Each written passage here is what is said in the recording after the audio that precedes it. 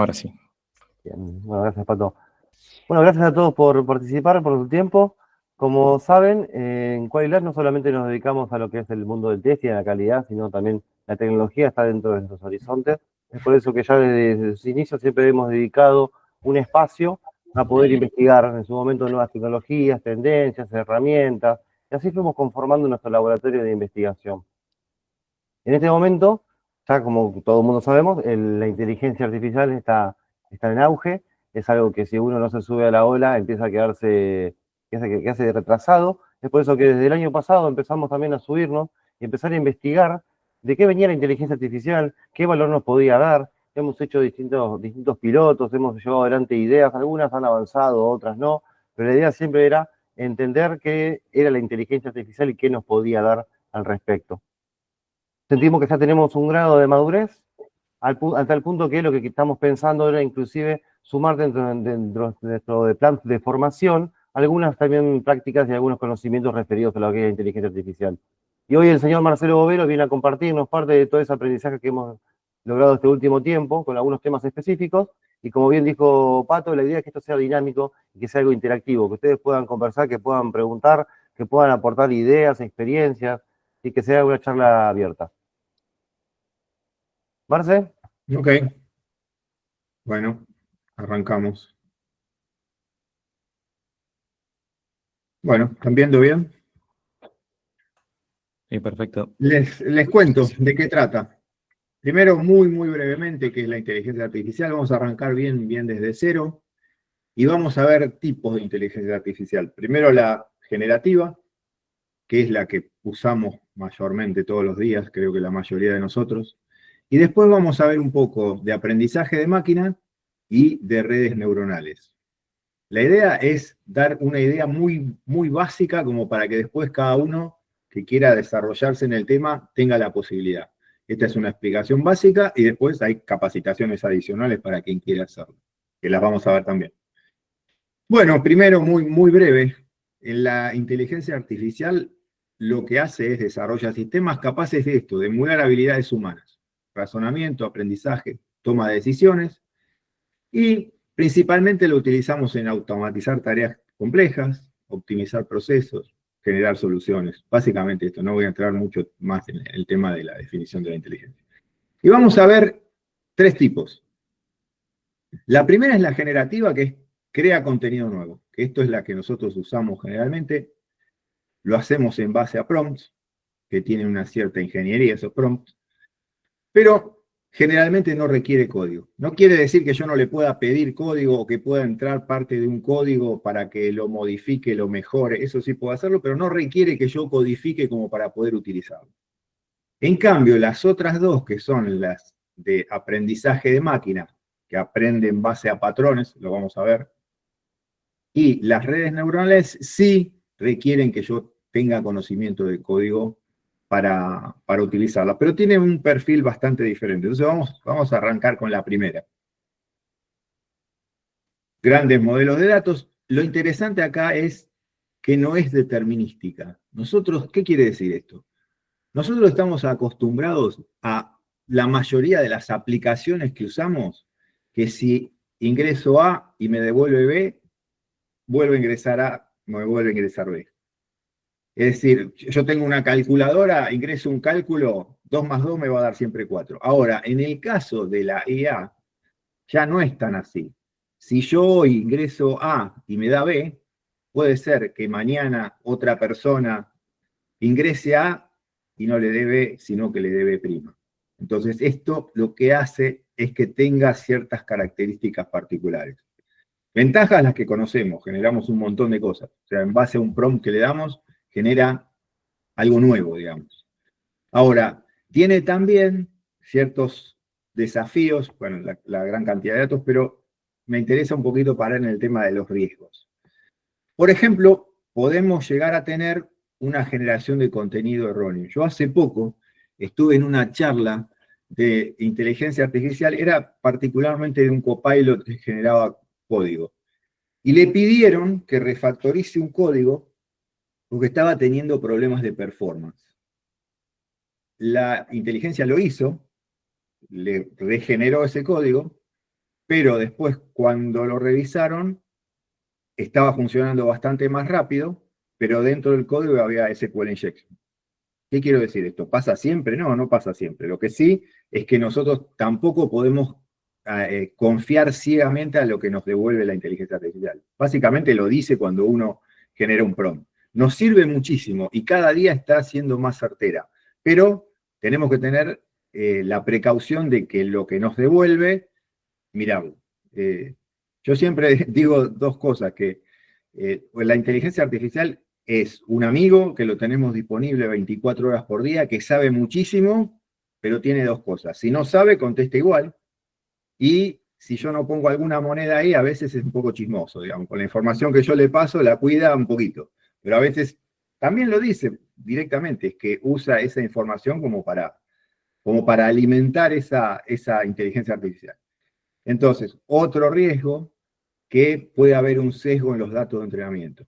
Si, por ejemplo, yo uso una IA generativa y fue entrenada con textos que lo escribió, no sé, alguien de un país específico o de una región o de lo que sea, muy específico, puede llegar a dar respuestas que tienen un cierto sesgo sobre ese grupo de personas o lugar geográfico que lo escribió o lo que sea.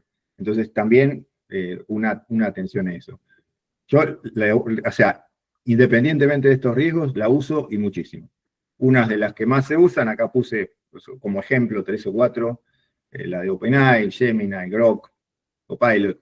Acá, alguien que quiera decir algo, ¿cuál usa? ¿Qué le parece mejor? Por ejemplo, en mi caso, lo que veo es que tiene bastante diferencia, que si yo ingreso el prompt en inglés, tiene bastante más información o muchas veces va más a detalle que si lo ingreso en español.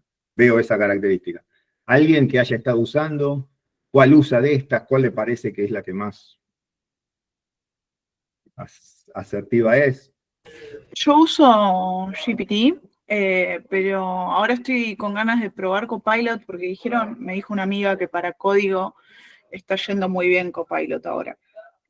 No sé si tenés algún dato, Marce, ahí para tirar. Sí, lo que vi que, por ejemplo, el Visual Studio Code ya te ofrece directamente cuando vas a hacer algo que lo escribas y ahí te devuelve ya el código. Y el código, yo las veces que lo usé, fue bastante certero en eso. Sí.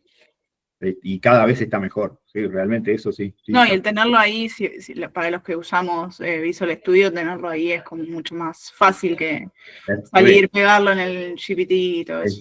Es re fácil, como que te tienta para que escribas ya, ¿viste? Directamente. Sí, esa parte es muy buena, yo lo uso. ¿Alguien más?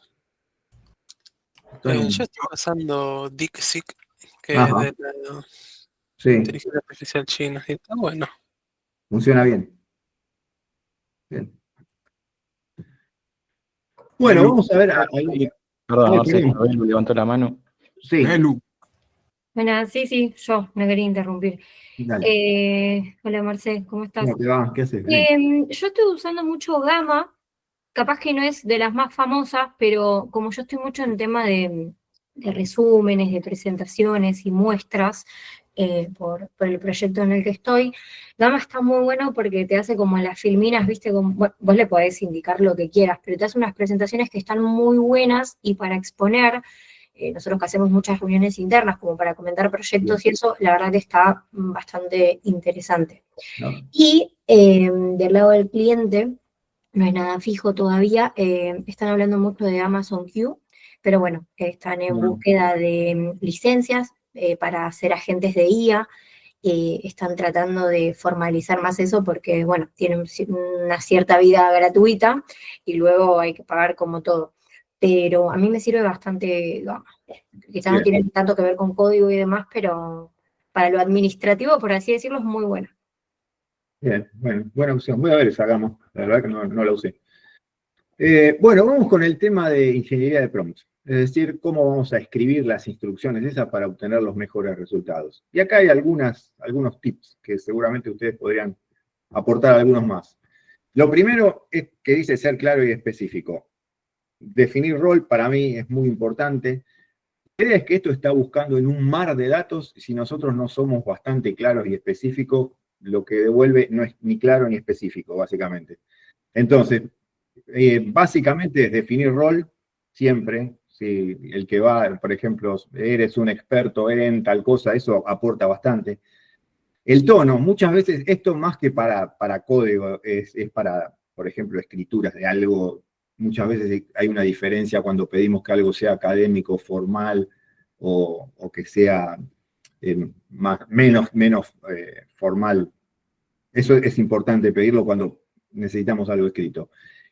La audiencia, hacia quién estamos pidiendo las cosas, cuál es el auditorio a quien estamos involucrando en esto y el propósito. Por ejemplo, acá hay un ejemplo muy, muy breve que es un correo de tipo formal, le está diciendo. Ahí no le puso directamente el expertise, porque en este caso no aplica demasiado. A una reunión de trabajo, ¿para quién? Para un equipo de marketing, porque es bastante diferente, digamos, si lo apuntamos a una cosa o a la otra. Ser claro y específico es fundamental. Contexto, para mí también es muy importante, me cambió muchísimo las veces que agregaba mucho más contexto, cuando le estoy diciendo, le doy información adicional de lo que le estoy pidiendo y no le pido algo frío y con 2 palabras. Ahí, por ejemplo, acá en la parte de iterar y refinar, esto creo que nos pasa casi siempre, muchas veces el primer prompt no es lo que nosotros esperamos. Bueno, la idea es iterar, refinar, revisar el contexto, revisar si lo que tenemos es claro. Eso lo cambia bastante. Acá en el ejemplo que dan, en lugar de poner explicar ya beneficios de a quién, en cuántas palabras. Por ejemplo, una cosa me parecía muy simple y no era tanto. Cuando yo pedía casos, en las primeras veces no pedía la cantidad de casos de prueba o de escenarios que quería que genere, y ahí es como que se desviaba, digamos, no hacía demasiado de lo que yo le pedía. O sea, cuanto más lo podemos ajustar lo que estamos pidiendo, la diferencia es bastante grande. A veces vale la pena pasarse unos minutos pensando. La parte de ejemplos es fundamental, y es más, ahora está, por ejemplo, las últimas veces que yo lo utilicé, pedía, mira, yo vi un ejemplo en tal lugar, en tal sitio web, y quiero que hagas con toda esta información, pero con el ejemplo que está ahí. Ni siquiera escribí yo el ejemplo. Y lo hace, digamos, eso lo mejoró un montón. Bueno, después esto más para partes escritas y longitud y formato, si estoy pidiendo, no sé, acá puse un ejemplo más parecido a lo nuestro. Si quiero generar escenarios de prueba, indicar la cantidad de escenarios y el formato. Si lo quiero en Gherkin, especificármelo, si no en un formato estándar, si lo quiero dentro de una tabla, si no, si quiero que use datos de prueba, aclarárselo. Y evitar ambigüedades, ¿sí? Lo mismo. Esto también, cuando tiene algo de ambigüedades, la cosa no funciona demasiado bien. Ahora, acá yo puse un ejemplo de algo que usé y que más o menos me dio resultados y le aclaré unas cuantas cosas. Por ejemplo, cuando era algo de QA, le aclaré qué quería, qué tipo de rol era el que quería, si quería escenarios Gherkin, cuántos escenarios. Después le pedí que usara ejemplos y después le pedí, como yo estos Gherkin los necesitaba con datos concretos, le pedí que utilizara datos concretos y lo hizo. Porque si no, sin la aclaración esta lo hace más bien genérico. La tendencia por default, por lo que yo probé varias veces, lo hace en forma más genérico. Y después, bueno, acá le pedía, no sé, un reporte de accesibilidad, le dije de qué tipo, basado en WSAG, que es el board que maneja todo este tipo de datos, de accesibilidad. Cuando más cosas le pueda dar, mejor. Otra cosa también, aclararle, si yo no quiero que me empiece a explicar, por default empieza a explicar. Por ejemplo, hace la tabla y abajo te empieza a dar una explicación. Muchas veces eso no lo necesitamos, ponerle que no explique. Y después le puedo adicionar si quiero código. Muchas veces el código encomillado, triple comilla de cada lado, funciona bastante bien. Y lo toma por separado y lo entiende mucho mejor. Ahora, acá lo que quise pasar es a un ejemplo que yo se los voy a mostrar, que le pedí, que está hecho en 2 etapas. Yo lo primero que hice es decirle que trabaje en esto, ¿sí? El testing basado en un modelo, que es una manera de trabajar distinta de testing. Lo que hace basado en modelos es, primero, te hace todo un diagrama de la aplicación que yo estoy tratando de analizar y después te permite generar una casuística dentro de eso. Entonces, acá le di un contexto. Le di la acción, quería que entre a este es un sitio de prueba, como un banco de prueba. Le di el sitio y le dije que me genere un diagrama de estados, que lo llamo un state chart. Lo hace por escrito, es decir, lo que hace esto es analizar esa página y esos estados tienen vértices que son funcionalidades y la unión de esas funcionalidades por medio de líneas. Y me genera un gráfico con todo eso. Esa es la primera parte. Y lo que le estoy pidiendo acá en la parte importante es que la salida de ese diagrama yo lo quiero utilizar en esta herramienta. ¿Sí? Entonces le pedí esto, que me haga ese diagrama en base a esta página y punto. Hasta ahí lo dejé. Miren que voy a salir un poco de la pantalla completa. Acá está todo. Yo acá le pedí esto. Fíjense, lo que les mostré recién es esto. Lo que me hizo es esta salida que está acá abajo. Es sobre esta página. O sea, esta es la página que yo le dije que analice. Entonces, una vez que hizo esto, yo le dije que era para una herramienta en particular. Lo copio, voy a la herramienta esa que le pedí, lo pego, le pido que me muestre lo que hizo, y como ven, tomó la página y unió en un diagrama todo lo que tenía. O sea, todos los paths, todos los caminos que tiene la página los unió. Entonces, si yo acá, como además le pedí que ponga un número en cada una de las uniones, yo puedo, por ejemplo, después pedir una casuística que sea solamente para la parte de registración. Entonces le puedo decir, bueno, como él ya tiene memorizado este esquema, le puedo decir, mira, yo quiero manejar la parte de registrar, entonces quiero una casuística solamente sobre las uniones 2, 10 y 11, por ejemplo. Entonces lo que hice después de eso es, le asigné acá otro prompt que trabaje sobre ese modelo y acá le aclaré que me genere 6 escenarios de Gherkin solamente sobre el 2, 10 y 11. Y fíjense que y además le pedí que pusiera ejemplos y ese tipo de cosas. Fíjense lo que hizo, me generó el Gherkin, me generó variables y abajo lotes de datos.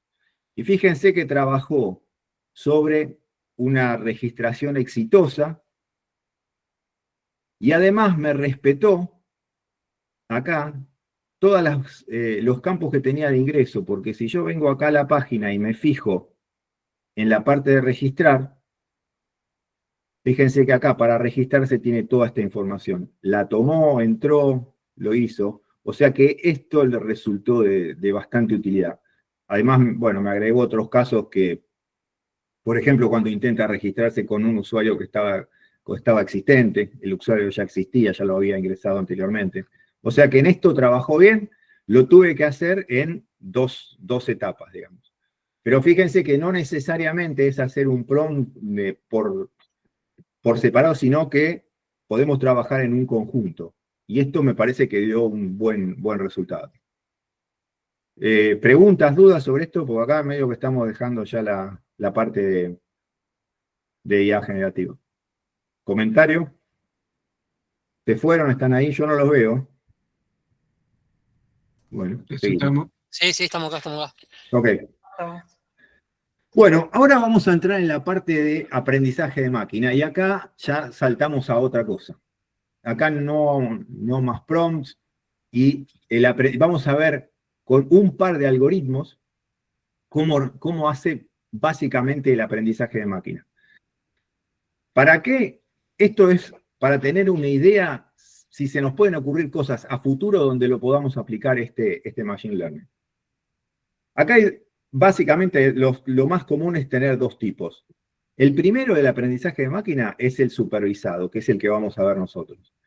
Lo que tiene es un lote de datos de entrenamiento que están etiquetados y que tienen la salida esperada. Y lo que hace el aprendizaje de máquina es entrenarlos y después, una vez que están entrenados, te permite ver cuál es el éxito, digamos, en porcentaje de ese lote de datos entrenados, cuando yo empiezo a poner otra cosa, y ahí ya puedo, digamos, tengo el modelo preparado como para empezar a utilizar. Para no hacer tanto palabrerío. Y no supervisado es cuando yo no le proporciono un lote de datos, sino que lo que hago es información no etiquetada y el aprendizaje de máquina lo que hace es ir aprendiendo sobre patrones que encuentra sobre esos datos que yo no le doy ningún patrón. En el de arriba, que es el que vamos a ver y que es un poco más simple, nosotros le vamos a dar un lote de entrada y vamos a ver lo que hace. Nosotros lo que hacemos, tenemos una capacitación y ahí hacemos código. Acá no voy a entrar a la parte de código, que trabaja con, acá algunos de ustedes lo hicieron, Iri, por ejemplo, me acuerdo que lo hizo por lo menos.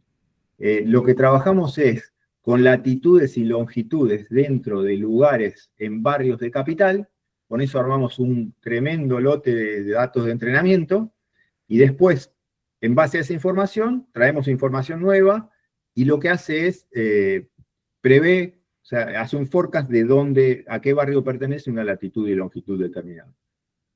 Más o menos trabaja de esta manera. ¿Cómo tenemos que hacer para trabajar con Machine Learning? Primero, recolectar y preparar los datos. Seleccionar un algoritmo, entrenarlo, evaluarlo con los datos esos entrenados, a ver el modelo en qué porcentaje está de certeza, y una vez que estamos en un porcentaje alto, ahí ya una vez entrenado lo podemos utilizar. Las herramientas que más se usan, por lo menos la que yo uso más comúnmente, es esta. Es un Science Kit de Learn, se maneja en Python. Y lo que hace es manejar todos esos algoritmos. Lo que quise hacer yo acá, es tomar uno de los dos algoritmos que son los más simples, como para que tengan una idea de qué trata. Lo que hace, vamos a ir directamente a un gráfico que les voy a mostrar. El tema es así. Nosotros lo que tenemos es, vamos a poner el ejemplo de vuelta de latitud y longitud. Tenemos un montón de datos de entrenamiento que tienen latitud, longitud y el barrio. Eso es certero. Entonces, por ejemplo, supónganse que esto sea un plano de la ciudad, me va marcando los datos de entrenamiento, un punto con latitud y longitud, e identifican el barrio. Por ejemplo, supónganse, todo lo que está en la parte rosa es Retiro, lo que está en verde es, no sé, Montserrat, y lo que está en azul es San Telmo. Entonces, todos estos datos los voy a ir graficando. Y después, una vez que esto, supónganse que lo entrené, está todo bien, y digo, bueno, esto me están dando certeramente. ¿Cómo es el algoritmo? A ver, tomo un dato nuevo, que no es de los datos de entrenamiento, y defino la latitud y longitud. Y supónganse que me cae por acá arriba, donde está la flecha. Lo que hace el algoritmo es analizar X cantidad de vecinos, o sea, los datos de entrenamiento que tienen menor distancia al punto elegido. Supongan que sé que yo caí acá, y digo, bueno, yo tomé que tengo los 5 vecinos más cercanos al barrio que pertenezcan, este pertenece a ese barrio. Si esto cayó por acá, tomo los 5 vecinos más cercanos, serían 1, 2, 3, 4, 5, y todos esos pertenecen a Retiro, listo. Lo que determina es que es el barrio de Retiro. Ahora, ¿qué va a pasar con esto? O sea, mucho mejor va a funcionar cuanto mayor cantidad de puntos tenga. ¿Por qué? Porque en algún momento esto, si yo no tengo demasiada cantidad de puntos, va a empezar a tener fallos. Supónganse que yo tengo esto. Tengo un punto acá, en la parte verde, que dice, esta era San Telmo. Y le digo, bueno, tomá los 3 puntos más cercanos. Estoy acá, en el límite. Y los 3 puntos más cercanos van a ser este y este. 2 son de Retiro y 1 de San Telmo, me va a decir que esto es Retiro. Y por lo tanto, me va a pasar por otro lado. Entonces, ahí va a errar, digamos, y va a calcular mal. ¿Se entiende más o menos cómo funciona esto? No es demasiado llamativo. Entonces, lo primero que se hace también, yo acá estoy tratando de abreviar mucho, es que se define cuál es la mejor cantidad de vecinos de acuerdo a los datos que yo tengo. Esta acá me dice la cantidad de vecinos. Por ejemplo, si esto está por acá y tomo 15 vecinos, muy probablemente 13 o 14 sean de acá y 1 de afuera. Entonces, lo primero que hace es una evaluación. Yo les decía que existen estas herramientas que están acá. Lo que hacen esas herramientas es calcular ellas mismas el algoritmo. Entonces, nosotros lo que le damos solamente es la cantidad de vecinos que queremos y después hace todo el cálculo de las distancias y de todo ese tipo de cosas. Esto funciona bastante bien en determinados casos.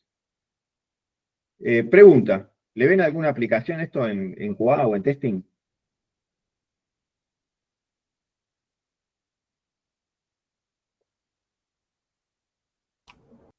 Sí, Marce. Sí, Sí. bueno. Si se entrena y, así como vos estás diciendo, para conseguir errores en el código, lo veo más por ahí, por ese lado, por hacer, creo que también serviría para pruebas de regresión. Como ya uno tiene los test que hay ahí realizados, eso es como para alimentarla, para que vaya aprendiendo Sí, cuáles son las pruebas y, bueno, nada, hago una prueba de regresión de tal cosa. sí, podría ser. Vamos por ahí. Algo que se me había ocurrido a mí también es que vos podés tener los incidentes por módulo, por sector o por lo que sea, y una vez que sacás esto, poder determinar antes de hacer ningún análisis cuáles son los módulos que están teniendo la cantidad mayor de problema, el tipo de problema, y cuando vos traes un caso nuevo, qué probabilidad tenés que caigan en alguno de estos lugares y ese tipo de cosas. Lo que requiere esto es de un análisis y de bastante información de lo que nosotros queremos trabajar. Se podría trabajar en la parte de incidentes, de errores y ese tipo de cosas, pero requiere de eso. La parte de la codificación no es tan complicada como obtener y recolectar los datos. Esa es la parte un poco más compleja. Después, tenemos otro que es regresión lineal. Acá no voy a entrar tanto en detalle, es bastante parecido, pero lo que hace esto es generar una línea recta que trabaje con todas las distancias que tiene, o sea, esto pasaría por el medio de las distancias de todos los puntos a esta recta. ¿Sí? La recta esta se genera porque pasa, pero por supuesto, para trabajar con este tipo de regresión lineal, lo que tengo que tener es información que tenga un formato de este tipo, que sean la mayoría de los puntos estén alineados tipo una recta. Entonces, lo que hace el algoritmo es decir, bueno, si yo tengo todos estos puntos, ¿por dónde pasaría la recta que pasa por el centro de todo esto? Bueno, por acá, por ejemplo. Entonces, después lo que hace, para hacer una predicción, si por ejemplo el valor que yo ingreso tengo datos de 0 a 10, lo que va a hacer va a buscar el punto en la recta y me va a decir, mira, tendría que dar 270. Así es como hace la predicción. En lugar de hacerlo por un modelo como el anterior, de cantidad de vecinos, lo hace por distancias a una recta que es la que pasa por el medio de todos los puntos. Básicamente es como funciona la regresión lineal. Y por último, vamos a ver el tema de redes neuronales.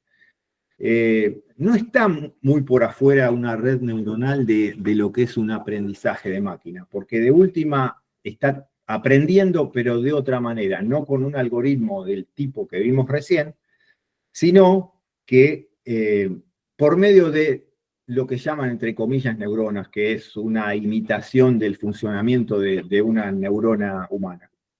Cuando lo vean por ahí, en principio el ejemplo simple que vamos a ver nosotros no es tan así. Y después, muchas veces habrán escuchado que hablan de Deep Learning. Cuando hablan de Deep Learning es una red neuronal, tal como cualquiera, como la que vamos a ver, pero tiene más de 3 capas. Y ahora vamos a ver qué es una capa y ese tipo de cosas. Yo lo que traté de hacer para explicar esto, que es el concepto este es un poquito más complejo que los anteriores, es simplifiqué mucho un ejemplo, espero que se entienda, y es de clasificación de correos electrónicos. Que me diga si un correo electrónico es spam o no es spam. Entonces, lo que se hace en principio, como los anteriores, yo tengo que encontrar muchos datos para entrenar.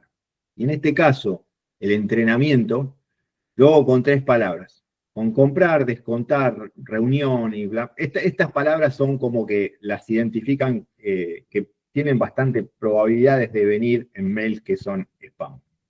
Y en base a eso, imagínense que este es un ejemplo súper simplificado. Acá, en lugar de buy, discount y meeting, tengo, en los reales tengo muchísimos parámetros. Y además tengo muchísimas filas de datos. Entonces, lo que hace esto es analizar el texto del correo. Acá estos son datos de entrenamiento. y supónganse que el título del correo es este, el segundo es este y el tercero es este. Entonces, lo que hace acá es generar vectores donde pone 1, donde existe la palabra dentro del texto del correo, y 0 si no existe. Acá existe buy y discount, no existe meeting, y acá en las demás sucesivamente. Cuando existe sí, cuando no. No, no. Entonces, la entrada de la red neuronal va a ser cada uno de estos elementos cuando la estoy entrenando. En este caso, yo ya sé, cuando tengo como resultado 1, sé que es un spam, cuando tengo 0, sé que este no era un spam. Entonces, tengo miles de datos de esta forma. Entonces, lo que vamos a hacer para ver cómo funciona la red neuronal es analizar el primero, el que tiene 1, 1 y 0. Entonces, en base a esto se arman vectores con estos 3 números. Y este lo tengo por separado. Entonces, vamos a ver cómo diseñamos la red esa. Tenemos 3 neuronas de entrada, que son las 3 palabras claves estas. Después, vamos a tener una capa intermedia, que es un análisis adicional que hace sobre esos datos, y después una neurona de salida. Función de activación también. No se asusten, ahora lo vamos al gráfico, así se entiende poco menos. No, les cuento cómo funciona esto. Yo acá tomé el primer dato, que tenía buy, discount, y no tenía meeting. Entonces, lo que tengo que hacer para ir avanzando en esto, lo que voy a llegar al final acá, es la decisión, estoy entrenando, por el momento, si es spam o no es spam. Entonces lo que hago es, en principio, cada elemento de los que tengo acá, lo multiplico por un peso. Estos pesos son valores aleatorios que le pongo en principio. ¿Sí? Tomo 3 valores cualquiera aleatorios, para que desencadenen en la neurona H1 y en la neurona H2. Entonces, lo que hago es multiplicar cada número de los posibles palabras que sean spam por un peso determinado. Y los voy sumando. O sea, hago, por ejemplo, a esta H2 le va a quedar 1 por menos 0,4 más 1 por 1 más 0 por 0,2. Y acá me va a dar un valor. Lo mismo hago con la neurona H1, con otros pesos diferentes. Entonces, hasta acá tengo estos resultados. Estas neuronas que están acá en el medio, lo que hacen en la realidad después es analizar otros datos, no solamente estas palabras, sino algo que le dé más consistencia, que no solamente tenga la palabra by. Entonces, esto hace un análisis y lo hace de vuelta lo mismo. O sea, este 0,9 y 0,8 es el resultado de las multiplicaciones que les dije recién. Y después lo que hago, para seguir hacia adelante, vuelvo a elegir otros pesos y los multiplico por el número que tenía. Entonces hago 0,9 por 1,2 y vuelvo a sumar, más 0,8 por menos 1. Y este me da resultado 0,28. Acá le aplico una función, que esa función no hace más que, si el valor es menor que 0, me deja 0, y si el valor es mayor que 0, me deja el valor que vino. En este caso vino 0,28, que es mayor que 0, pasa como final a 0,28. Entonces, en este caso, yo voy a tener un umbral. Defino un umbral que, si este valor que llegó acá es mayor que 0,5, estoy hablando de un spam. Y si no, no es spam. Ahora, fíjense lo que pasó acá. Acá me dio 0,28. Lo que me está diciendo es que esto es menor que 0,5, por lo tanto, no es spam. Pero si yo vengo acá arriba, el dato de entrenamiento me decía que sí es spam. Entonces, ¿qué hace la red neuronal? Empieza a recalibrar los pesos de forma que yo vuelva a hacer todo este proceso hasta que esto me dé un número que sea mayor o igual que 0,5 para que sea spam. Una vez que obtuvo eso, entra el segundo dato y empieza a trabajar de vuelta en la red neuronal. Entonces, es como que va empezando a equilibrar todos los pesos para cada una de las líneas, hasta que al final pudo equilibrar todas, y ahí tiene un lote de entrenamiento gigante entrenado, y por lo tanto, cuando vengan después datos nuevos, ya va a tener los pesos que tiene que utilizar para que después, al calcular, tenga un porcentaje alto de reconocimiento de de si es spam o no es spam. La explicación de esto yo sé que no es tan sencilla y espero que se haya entendido más o menos de cómo funciona una red neuronal. ¿Preguntas, dudas? ¿Están ahí? A mí me gustó mucho el plot twist del final, porque te iba a preguntar cómo, si te daba menos de lo que habías definido vos el umbral, cómo era que acá te dice que no es spam, pero vos inicialmente sabés que es spam eso. Claro, exactamente. Vos en todo este paso, vos lo estás entrenando, ¿no es cierto? Entonces, ¿el entrenamiento en qué consiste? En cuando te dé cosas erróneas como esta, vos vuelve acá al principio, estos pesos los va a cambiar, no los cambia al azar, tiene un método para cambiarlos, como para que esto se vaya acomodando, ¿sí? Tiene un método que tiene derivadas, una cosa bastante compleja. Entonces, te dice, bueno, listo, yo estoy entrenando, no estoy utilizando todavía. Entonces, como entrené y estos pesos al azar que puse no son los que hacen que esto funcione bien, vuelve acá, empieza a reciclar el software. Y lo que hace es, vuelve acá y empieza a cambiar los pesos.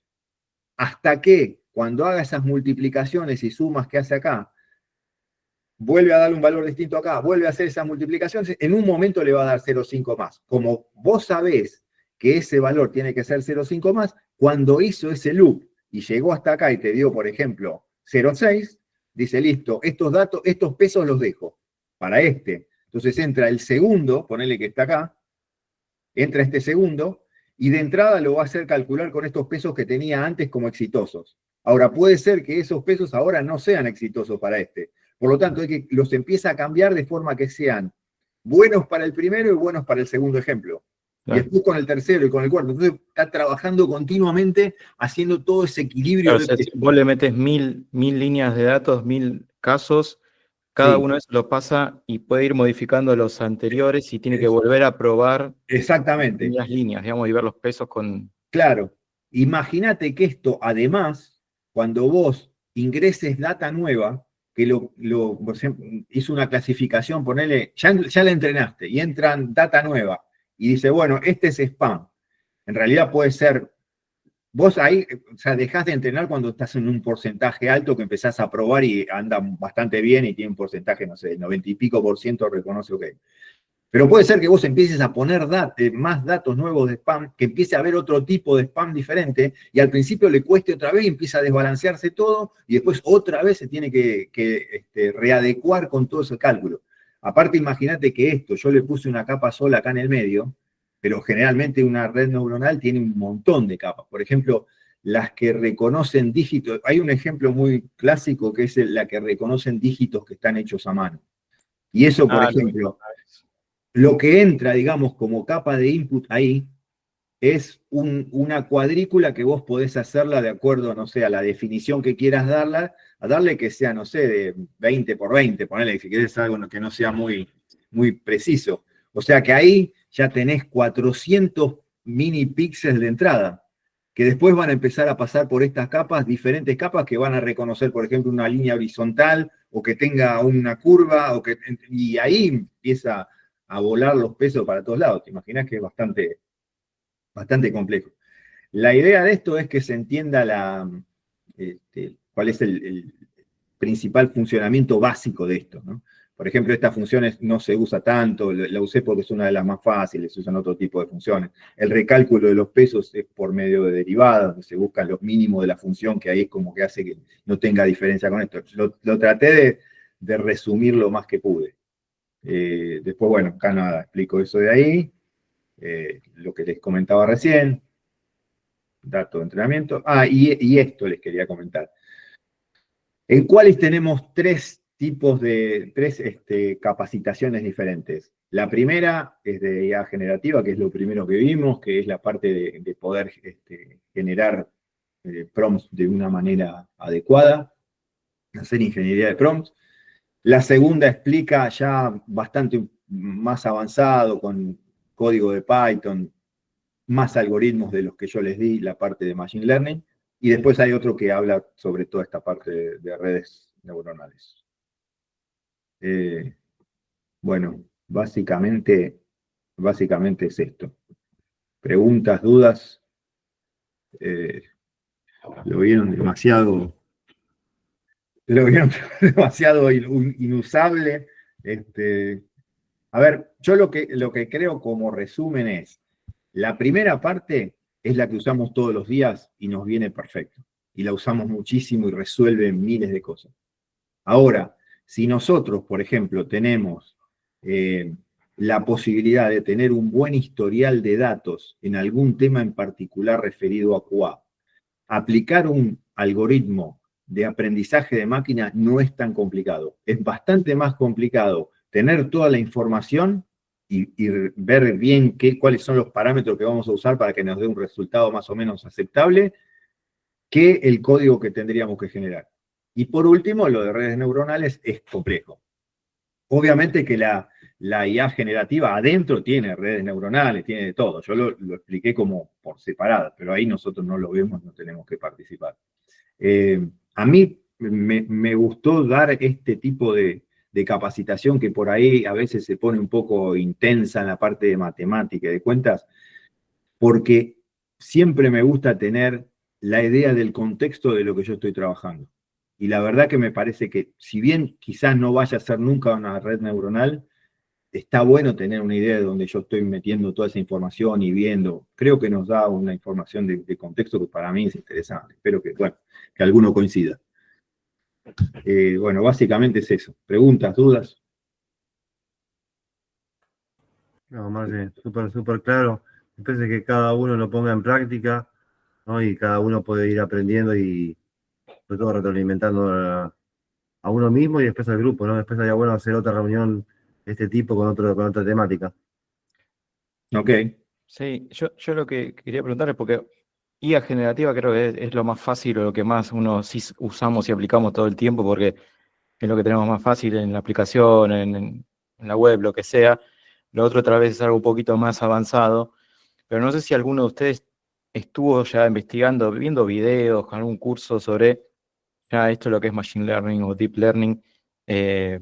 Como decía Marce, yo la otra vez cuando Marce definió más o menos por dónde iba a ir la capacitación, puse a ver un video que tiene ya unos años y era el que hablabas vos de, después lo voy a pasar al grupo, que era sobre Deep Learning y mostraba bien las capas y cómo predecía el algoritmo qué número era dibujado a mano y cómo analizaba cada parte del dibujo y definía, bueno, veo un círculo, entonces puede ser un 8, puede ser un 9, puede ser un 0, y después iba analizando otras partes hasta definir qué número era en concreto. Nada, me pareció muy interesante, pero no sé si alguno de ustedes está estudiando, viendo por su cuenta. Cuénteme un poquito de eso. Yo empecé hace poquito el curso de el que decía Marce, que está en Udemy, de redes neuronales. Y bueno, paréntesis así rápido, cuento, hace unos meses me fui a Ushuaia y hay un programa del CONICET que si les mandás fotos de ballenas, ellos te dicen si es una ballena que tienen rastreada o no. Y lo hacen a mano. Y son 3 personas nomás en el grupo que miran foto por foto a mano. Y identifican así, me identificaron tengo una ballena en Ushuaia. Y pensaba, digo, qué piola sería si es una pavada, ¿no? Porque las fotos las tienen, si se le pudiera hacer un modelito. Así que nada, ahí estoy entusiasmada. A ver, miren si me hago famosa haciendo un modelo de identificación de ballena. Nada, pero me parece súper copado porque son cosas así, capaz del día a día. Y como dice Marce, en realidad es más buscar el algoritmo que encaja que todo y la información, obviamente, que todo lo otro de programación, que es a lo que uno más miedo le tiene. En realidad eso ya viene en gran parte hecho. Sí, tal cual. Eso viene hecho. Sí, tal cual. ¿Alguien más que haya estado averiguando, que le interesó el tema y que... No, yo más que nada siempre estoy en la búsqueda, ¿no? De cómo automatizar o facilitar tareas que son muy manuales por ahí. Y siempre estamos ahí investigando. Ahí lo que dice Iri, quizás también incluso con cualquier inteligencia, viste que podés cargar imágenes y te analiza las imágenes, o sea, busca patrones. Sí. Ya directamente lo hace, viste, quizás tenés que armar un soft, pero es impresionante. Creo que hasta hay una, no sé si es, bueno, hay una plataforma que vos presentás pantalla y creo que te hace hasta te evalúa lo que estás presentando si vos tenés alguna pregunta sobre eso. Han llegado a hacer ese tipo de aplicaciones. Así que la verdad que es impresionante el alcance. Lo bueno está en buscar cómo nos facilita el día a día a nosotros, ¿no? A los jugadores, a ver en qué tareas lo podemos aplicar y cuáles no. Así que está muy bueno. Sí, eso iba a decir, yo también no quería hablar tanto, pero no me acuerdo quién había hablado de lo de los informes, Belén era. O sea, para mí el secreto es buscar cuál es el dolor de uno que le lleva tiempo, es una tarea repetitiva, y buscar la mejor IA para solucionarlo. No es solo GPT, como decía ella, si esa funciona bien con informes, presentaciones, y eso hay un montón. Si se ponen a buscar, hay un listado gigante. En LinkedIn también salen cada tanto publicaciones así de algunas muy específicas, nada, es para meter mano y animarse, ¿no? Porque a veces por miedo uno no quiere meterse, pero una vez que te metes ya te volvés adicto. Sí, tal cual. Es que en LinkedIn scrolleas un día, entras y aparecieron 2 IA nuevas, al otro día te sacó GPT la nueva versión, al otro día sale una nueva IA y todo el día tenés algo nuevo, todo el tiempo. Es difícil estar digamos, actualizado con todas las herramientas, ¿no? Uno después termina cayendo tal vez en las más habituales. Bueno, ahí la que menciona Belu, creo que esta es la que la otra vez hablábamos, ¿no, Marce? Sí, esa me gustó mucho. Yo lo que hago es La otra no agarro la- todo lo de Gamma, le digo, bueno, ahora todo esto, vos hacele otra cosa, porque no confío mucho todavía. Entonces me manejo con esas dos para las presentaciones y los informes. Y lo que habías mostrado vos, Marce, que decías como en qué lo podríamos aplicar, a mí el toque se me vino, no sé, al cierre de un proyecto, ¿entendés? Como para reflejar todo, qué sé yo, los bugs y bueno, toda la cantidad de las cosas. Quizás soy muy repetitiva en esto porque es lo que me está tocando hacer y la verdad que es muy largo, Manuel. De repente soy una secretaria y lo detesto. Entonces Claro, es mucho. estoy googleando como loca porque es muy tedioso, la verdad. Y no es la parte en la que me siento más cómoda. Así que nada, pero todavía no tengo más. Cuando vaya averiguando otras, les iré comentando. Ahí, sí, hay un mundo. No la conozco, esa la anoté acá con el Belu para mirarla. Gama. Vamos a ver. Ya que los tengo acá, yo les voy a mandar después una pequeña encuesta. Obviamente la encuesta es anónima y la idea es para que sigamos mejorando el espacio y viendo otros temas. Obviamente lo que es IA es algo creo que entre todos compartimos como un interés y queremos seguir profundizando y viendo cómo lo podemos aplicar. De hecho, por eso sumamos los cursos de IA específico, como mencionaba Marce, en los 3 niveles, ¿no? Los 3 niveles desde generativo hasta el deep learning. Eso después, obviamente, el que esté interesado y quiera conocer un poquito más de cada uno de los cursos o quiera llevar adelante algún curso o que los ayudemos a cómo implementar IA en su día a día, escribe a Marce y nada, ahí van a tener más información. Pero más allá de la encuesta, nada, acá entre nosotros, vamos a decirlo, ¿qué les gustaría seguir viendo sobre estos temas de IA? ¿Quieren ver algo más aplicado, algo puntual? ¿Seguir profundizando en temas más avanzados, en algo más que tenga que ver con código? ¿Qué les gusta? ¿Por dónde va su interés? Sin miedo, sin miedo. Ahí va. Tu pregunta te la puedo responder. Por ejemplo, en mi caso me gusta o me interesa mucho esto de modelado de datos. Es como que, no sé, bien sea para el trabajo o para cosas personales también. O sea, lo puedes entrenar a prácticamente tener una mascotita, un robot que haga prácticamente lo que quiera. Estaría bueno ese aprendizaje por ahí, más que todo a nivel personal.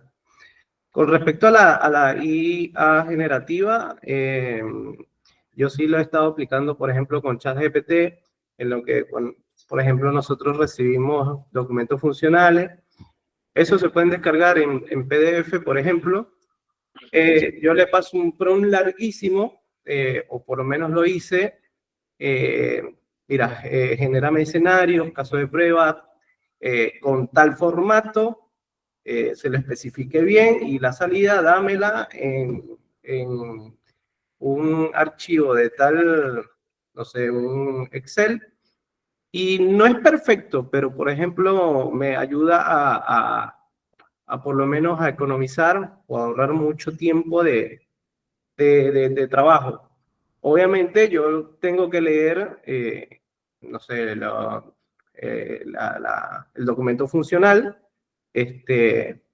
y bueno, agregarle, modificar cosas que hagan falta, quitar algunas, tal, pero ayuda bastante lo que es esto de la IA generativa.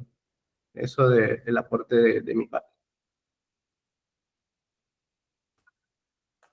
¿Alguien más? ¿Se anima? Yo me quedo más con lo básico y después llevarlo a lo complejo. Me gustaría encontrar cuestiones básicas y después complejizarlo. Porque de hecho le vas complejizando, digamos, en el mismo script. Bueno, cuando le vas escribiendo. Lo que sí te va una dificultad cuando escribís, normalmente, viste que no te permite el salto de línea. No sé si hay alguno que te lo permita porque querés organizar, viste, la idea o la consulta y muchas veces tenés que poner todo el texto así pegado. No sé si te ha pasado o si Con al enter, Fabri, aunque sea en GPT.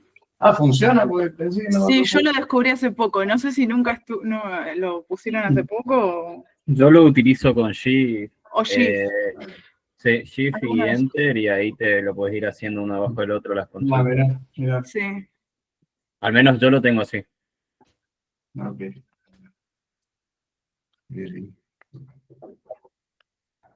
Bueno, perfecto. ¿Alguien más quiere algo que comentar, aportar? No sé, o Marce Pilu.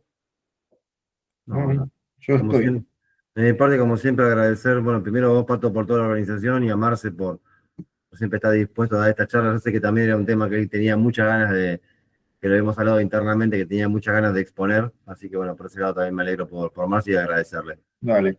No, gracias a ustedes. Y a descansar, que fue un día largo hoy. Ya sí, fue un día largo.